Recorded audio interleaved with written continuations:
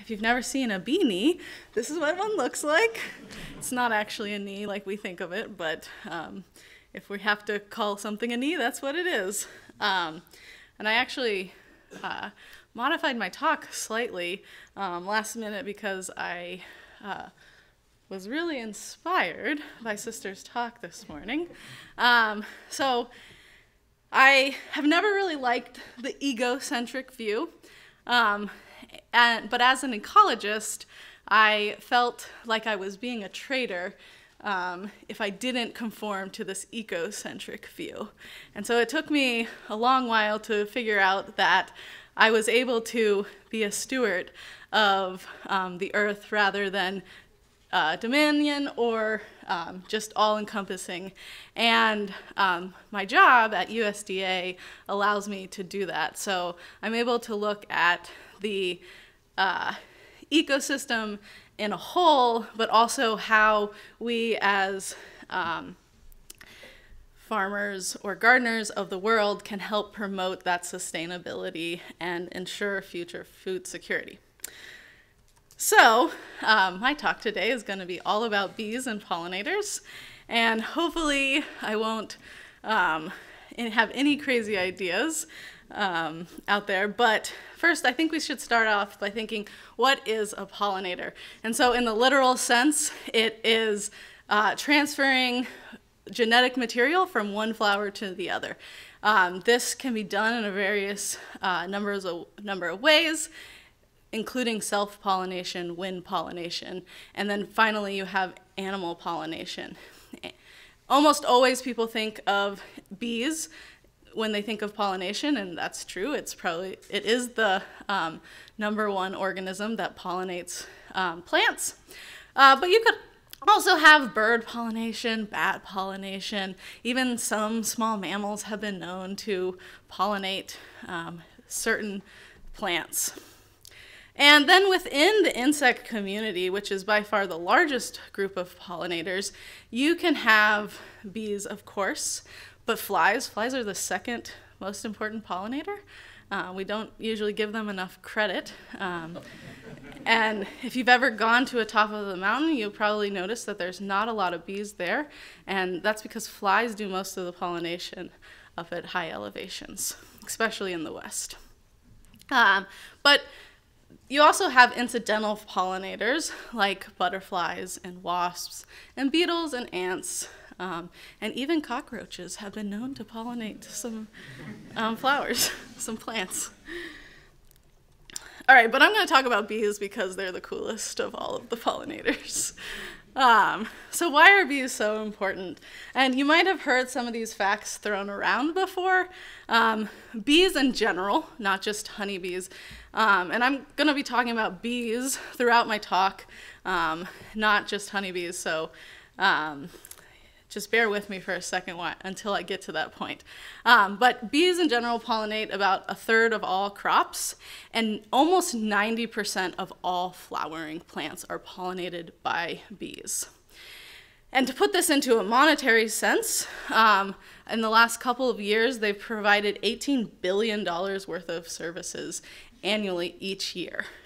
And so there's no way that we can actually replicate the amount of service that bees provide for us in our ecosystem. And that $18 billion is just quantifying the food pollination. So if you were to actually quantify the natural resource pollination, you would exponentially increase that monetary value. But economics is outside of my realm, so I'm going to stop there. So you might have seen this picture. What do bees pollinate? And this has been circling the internet for several years now. But this is what a grocery store would look like with and without bee pollination. So on the left, you see this rich diversity of food, yummy fruits and vegetables that we all know and love. And then on the right, you see a lot of those fruit and vegetables gone. This is probably not surprising to a lot of you that this would go away. What you might be surprised with is you could say to yourself, all right, Lindsie, I can get behind fruits and vegetables going away. They might not be that yummy, but I can't live without ice cream. But at least if the bees go away, I'll still have my ice cream. But I hate to tell you that if bees went away, you wouldn't have ice cream. And you might be thinking to yourself, I'm not a biologist or an entomologist, but I do know that ice cream comes from cows and not from bees. The thing is, cows eat alfalfa. A lot of our livestock eats alfalfa. And alfalfa leaf-cutting bees are the only bee that will pollinate alfalfa. And there's a whole industry devoted to bees, alfalfa that is grown for seed and solely pollinated by alfalfa leaf-cutting bees. So if bees went away, our alfalfa would be gone, and we would need to find another source to feed our cows and other livestock. And this goes for milk products, but also almond milk. Almonds are highly pollinated and dependent on bees as well. So you can't even go for the milk substitutes. So what does happen if we lose the pollinators? And so I have two kind of cool examples. First one is if you've ever bought vanilla, you would be like, why is vanilla so expensive? But this is because vanilla is hand pollinated. So there used to be bees and moths that pollinated vanilla, and they went extinct. And now we have not been, the ecosystem and humans have not been able to find a different solution for that other than physically hand pollinating this vanilla bean, which is why it is so expensive. Additionally, if you've ever seen a date tree, dates are also hand pollinated. They have these weird contraption mechanisms that go up into the tall trees and single-handedly pollinate the date flowers, which is just insane to think about. So if bees went away, we would have serious economic implications for what would happen if we didn't have those pollinators. And there are people that are trying to work on like drone pollination, but it has not been successful. So we need to go back to that, like bringing things into a full perspective and living harmoniously with our environment so that we don't have to spend a ton of money for our food, but also that we can just be good stewards of our earth. Okay, so now I'm going to shift gears away from the more applied stuff, but also living within the bee realm is bee diversity. So within the United States, there are 4,000 different species of bees.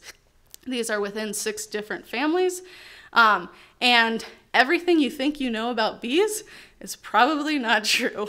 So everything, the honeybee is the exception to the bee rule.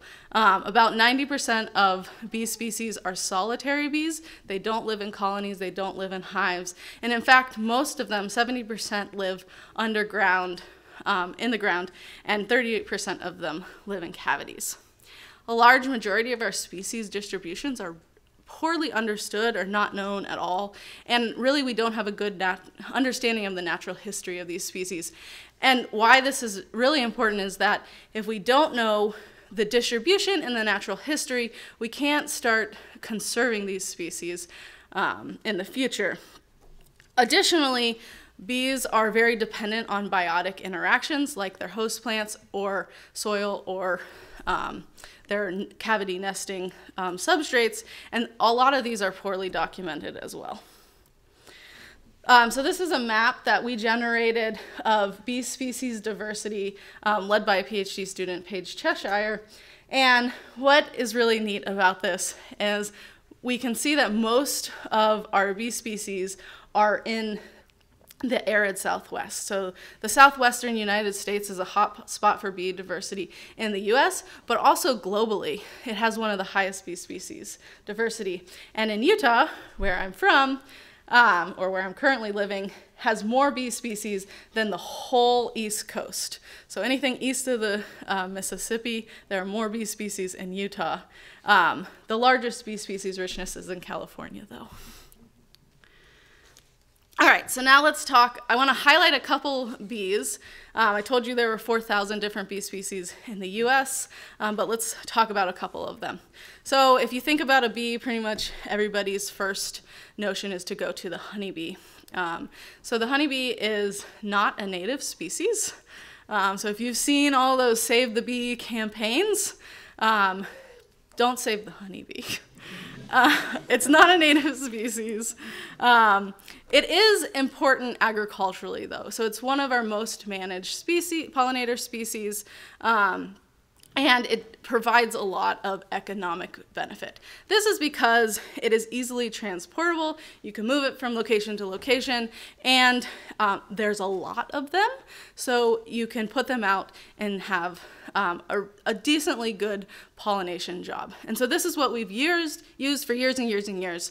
However, recently there's been a lot of effort to look at how these species are, how the honeybee, European honeybee, is interacting with the other native species. And from what research is out there so far, it's kind of mixed, but there is a lot of evidence, mounting evidence, that honeybees do interact with the native species in a detrimental way.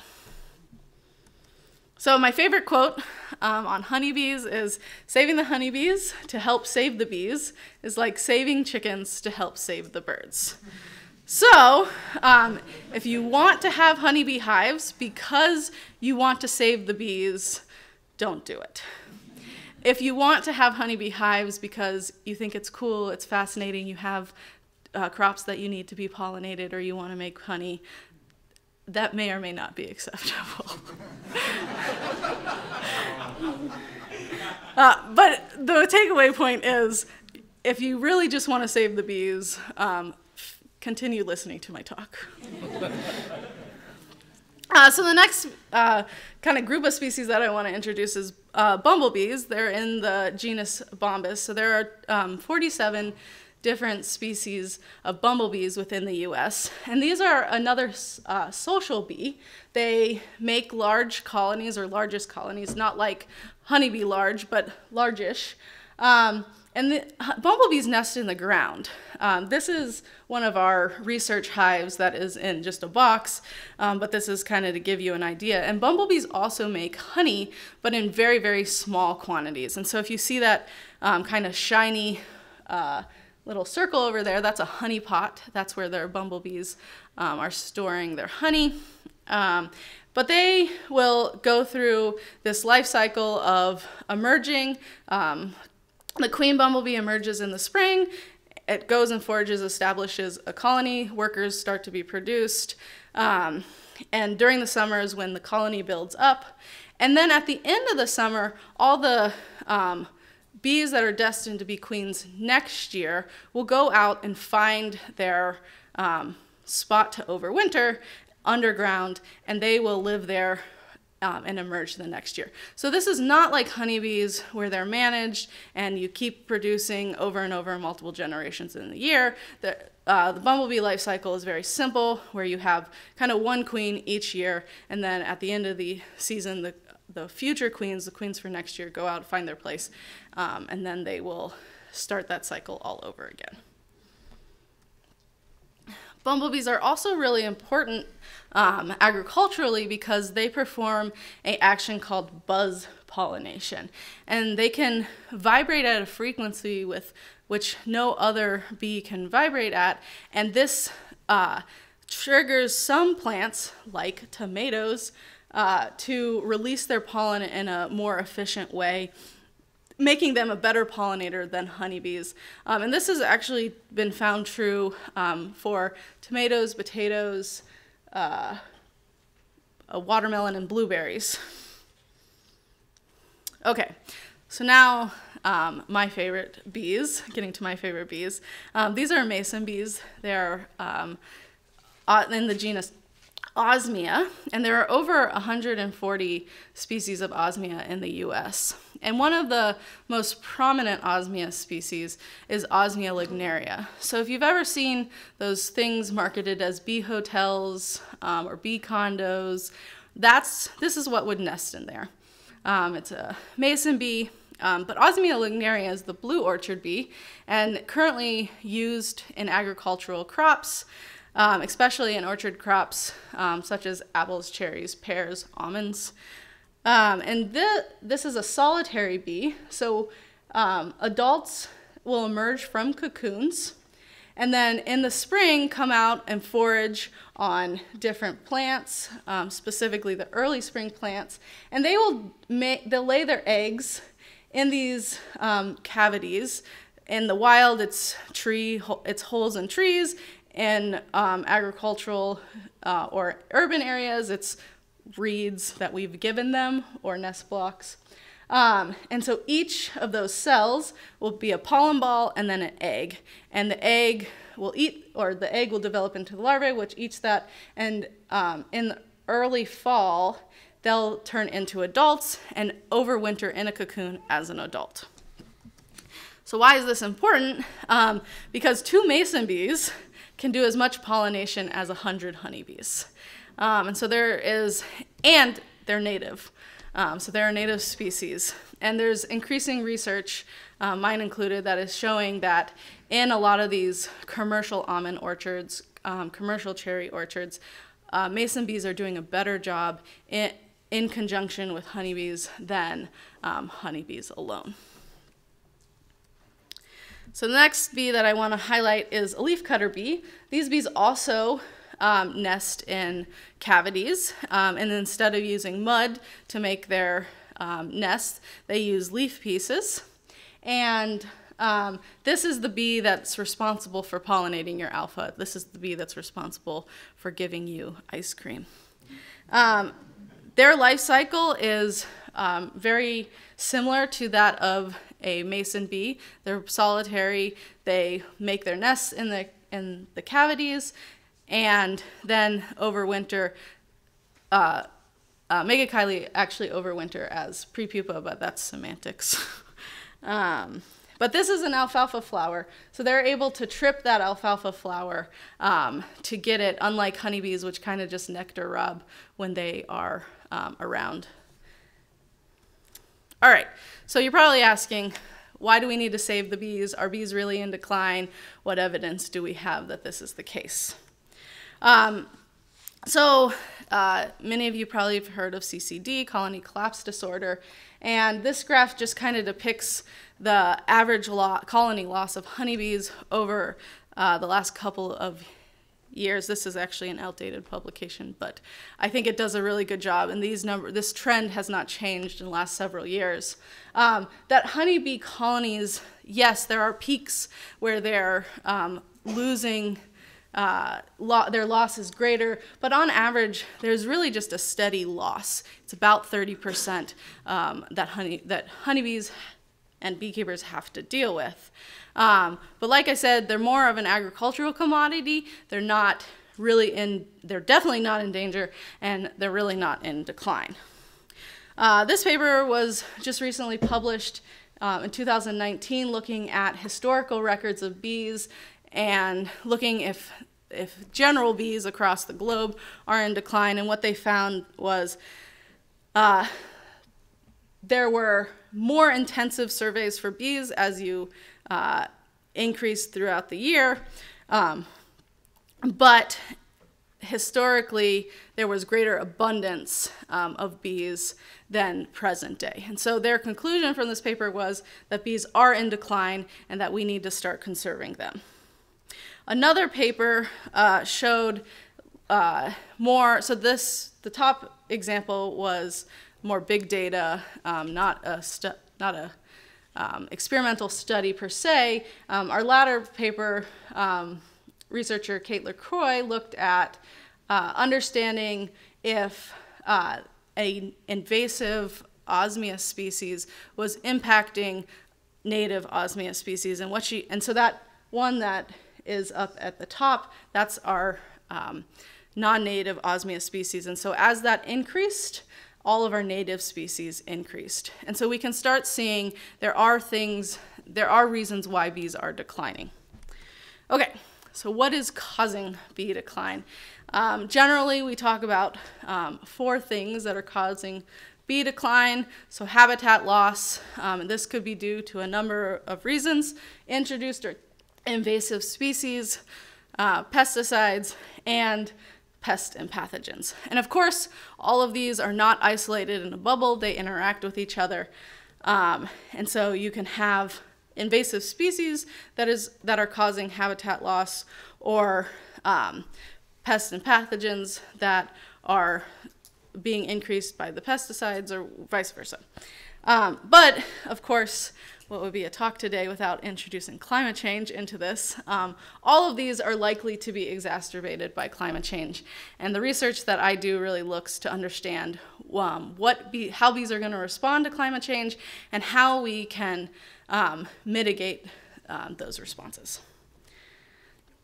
So I said earlier that Osmia were my favorite species. This is this group that I do most of my work on. They're highly diverse, they're solitary, cavity nesting, and they're agriculturally important. For my PhD work, I was looking at this group in a natural system where I simulated climate change by looking at an elevation gradient. And the concept here is, if you move down in elevation, the temperature warms such that it would be predictive of what would happen in the future. So it acts as a natural proxy for climate change rather than doing this in an incubator. And so what we found was that species that were moved down in elevation to warmer temperatures had lower success than the species that were moved within their natal environment, or the species that were moved up to cooler temperatures. And this happened overall, but also it happened at different life zones. And I'm going to skip this slide. But we can also see something similar when we look at this in a managed environment. So these species, or this group, this is Osmia lignaria, all of these were grown or raised at different temperatures, one at complete constant temperature, and then one at their natural fluctuating temperatures. And we found that the developmental rates were different depending on where they were born and also how they were raised. And warmer temperatures sped up those developments. So a project that I'm currently working on is looking at the adaptation of these species, and or the adaptation of this species, can we get these bees to adapt? And to do this, I took populations of Osmia lignaria, the blue orchard bee, from Washington, Utah, and California, and moved them to California temperatures. So here it's a similar experiment from what I did with my dissertation, but instead of moving them along an elevation gradient, I'm moving them along a latitudinal gradient to warmer temperatures. And we're tracking the development, the emergence, and the pollination, the behavior of these species over multiple generations, and forcing them into warmer temperatures to see if the ones that do survive, if they will be more equipped to pollinate in the future. And unfortunately, I don't have any results to show you on this because I just started this project this past February, but I was really excited about it, so I wanted to show you that. Okay, with that, I will take questions, and I hope you learned something.